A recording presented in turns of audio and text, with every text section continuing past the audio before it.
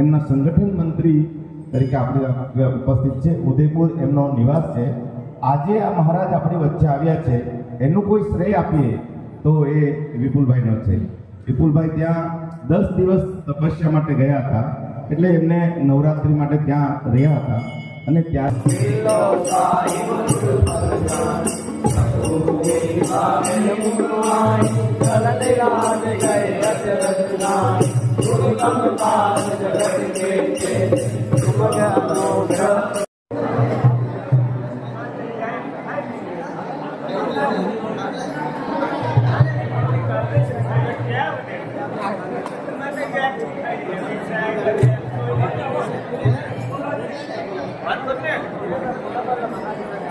બરાબર